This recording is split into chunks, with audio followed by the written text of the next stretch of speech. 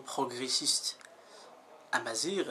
Par rapport à moi, il ne faut pas oublier qu'il y avait pas mal d'activités, il y a des associations, c'est vrai, mais il ne faut pas oublier qu'il y a beaucoup de répression qui nous arrivent même ici, des menaces et tout, des régimes archaïques. Moi, je ne peux pas dire que du régime marocain, mais aussi algérien ou libyen de l'époque et tout.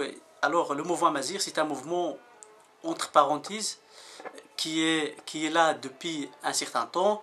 Et par rapport à moi, il y a beaucoup de choses à faire. Il y a beaucoup de travail à faire, comme le travail qu'on a déjà fait. Mais il ne faut pas oublier qu'on a deux dictats. On est là pour faire un contrepoids pour les anciens gauchistes qui se trouvent en Europe, qui sont panarabes, qui n'ont aucun lien avec la mazérité, qui dénoncent même la mazérité, parfois qui nous disent qu'on est des chauvins, on est des assassins, et pas mal d'autres choses. Et puis, tu as un autre côté, qui est le côté de régime, archaïque de là-bas, qui nous fait des blocages avec des menaces au Maroc. Au Maroc ou d'autres pays d'Afrique du Nord, mais surtout celui du Maroc.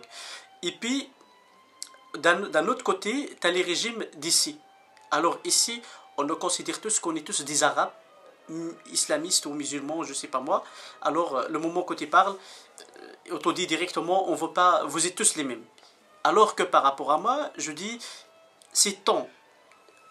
J'ai quand même essayé d'expliquer ça à plusieurs reprises, comme le cas des printemps d'Afrique du Nord et du Moyen-Orient, c'est un printemps démocratique, mais j'étais dans des syndicats qui font des sittings, des meetings, des formations politiques sur ça, qui te disent, à chaque fois que tu as ces progressistes, ils te disent le printemps arabe.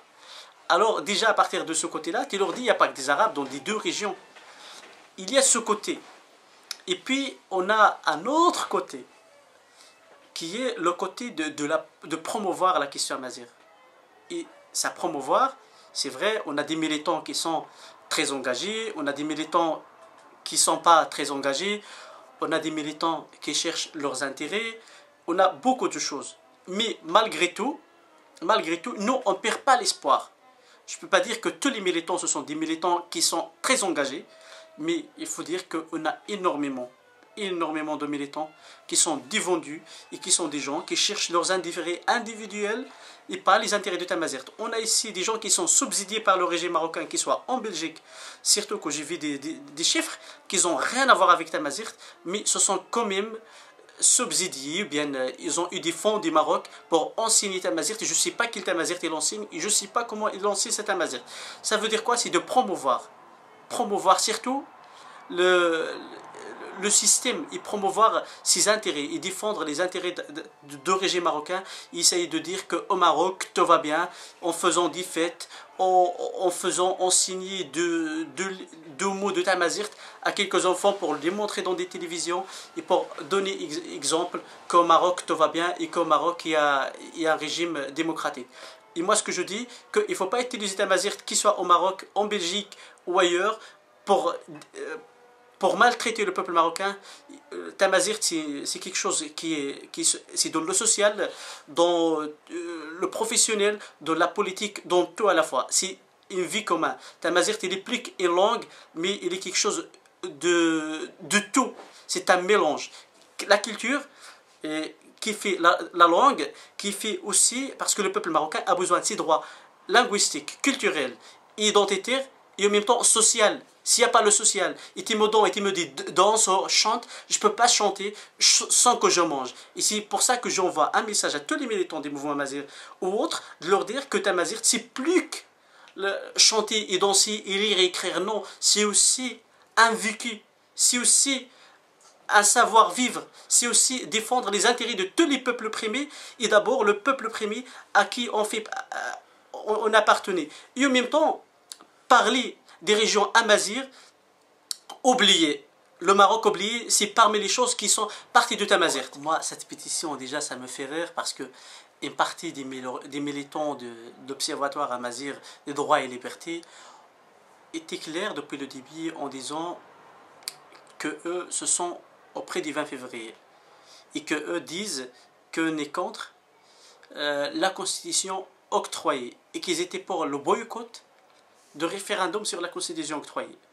Alors, par rapport à moi, le moment qu'ils font un appel, déjà, à ce genre d'appel, c'est dans le contexte que eux, ce sont déjà un observatoire et pas initiative de communiquer autre chose, mais quand même, ils observent.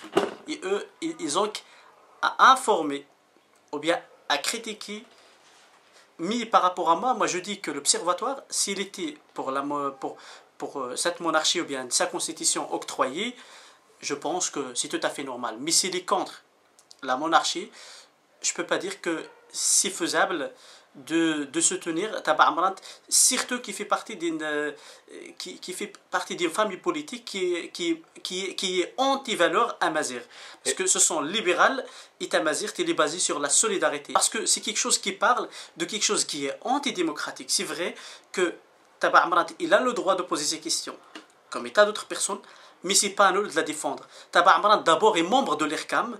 Comme il est membre de l'ERCAM, c'est à cet institut qui est royaliste de la défendre parce qu'il est royaliste comme eux. Et en même temps, il fait partie d'un parti politique royaliste qui est un parti libéral. Alors il a qu'à voir avec eux pour la défendre et pas nous en tant que militants du mouvement amazigh. Bon, cette pétition, moi, je ne l'ai pas signée et je ne vais pas la signer et je ne conseille pas à la signer parce que c'est une pétition malheureusement qui ne va pas dans les règles parce que Fatima Taba Amrant ou Fatima Chouhad, si il a pris des responsabilités de se présenter aux élections, c'est qu'il n'a pas quand même pris l'avis des Imazigh. Il a été se présenter avec un parti de régime et un parti de pouvoir. Alors, il a pris cette initiative, il est là, alors que nous, en tant que mouvement amazigh et parti du mouvement amazigh, ils disent on boycotte ces élections, on boycotte la Constitution.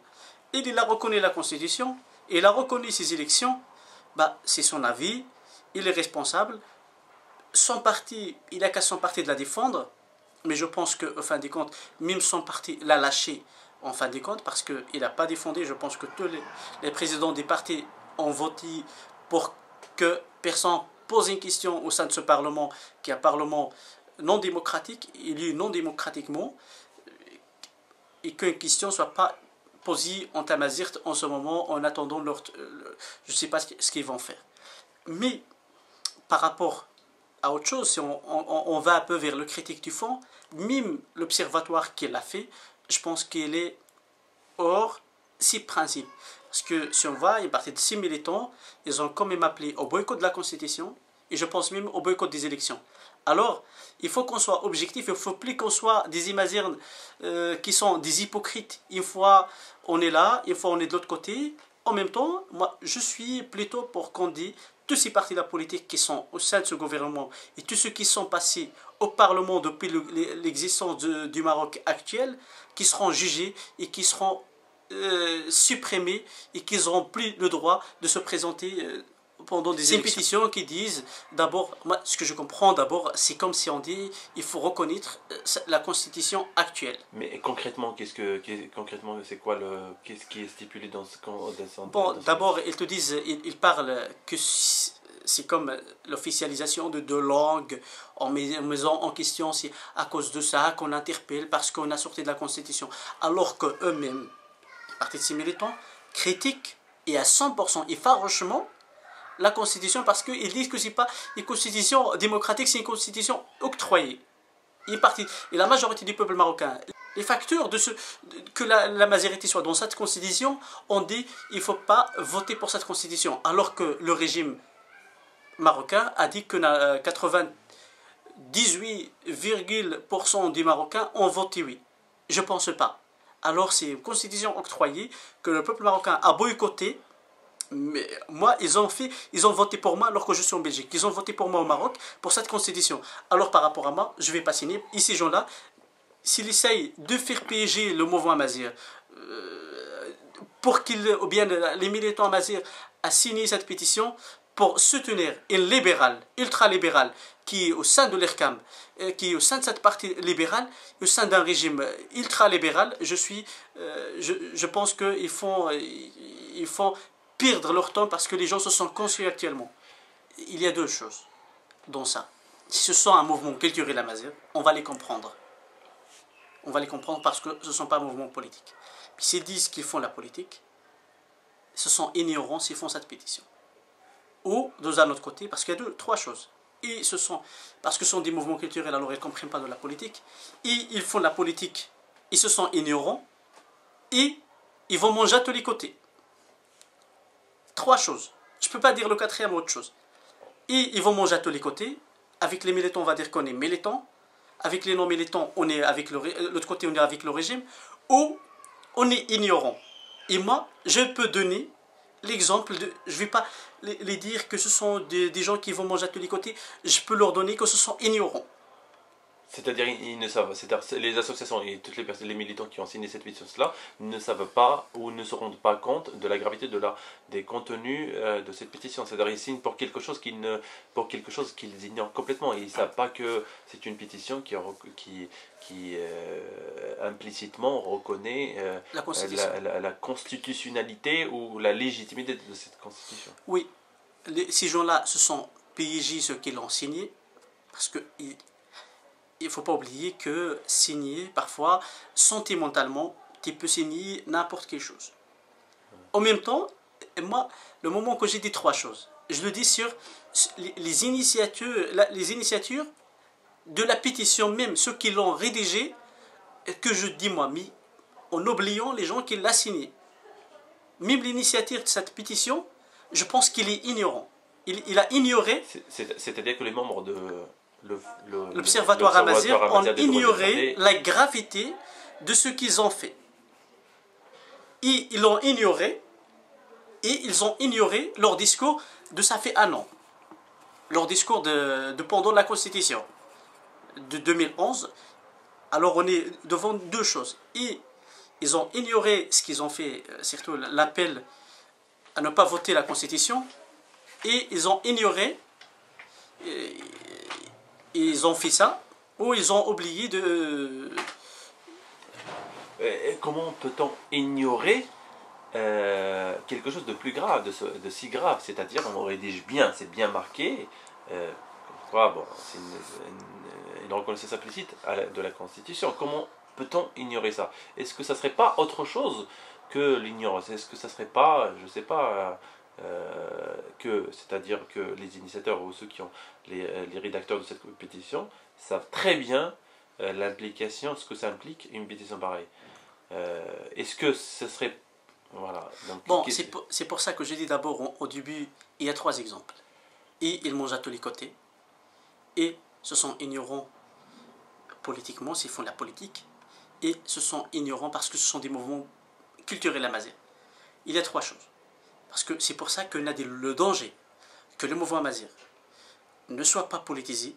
C'est un danger de la cause amazigh. Mais en revenant à ce sujet, moi je dis, et je l'ai dit, que ce sont ignorants parce qu'ils étaient un certain temps pour l'interdiction. Et puis par après, le moment qu'ils rentrent, moi je peux même leur dire et donner un certain chance.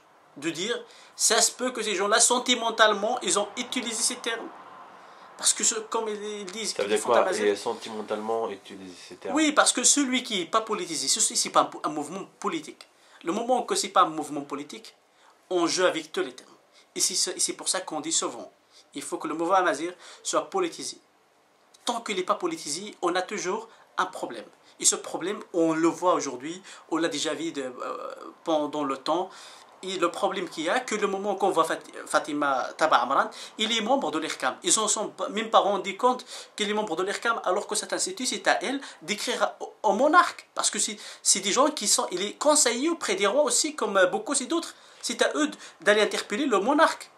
Il y en a parmi les militants amazigh qui disent que cette pétition a pour objectif d'apprivoiser, de dominer ou d'avoir la haute main sur les associations amazigh dans la diaspora et au Maroc pour le compte de la monarchie. Est-ce que penses-tu?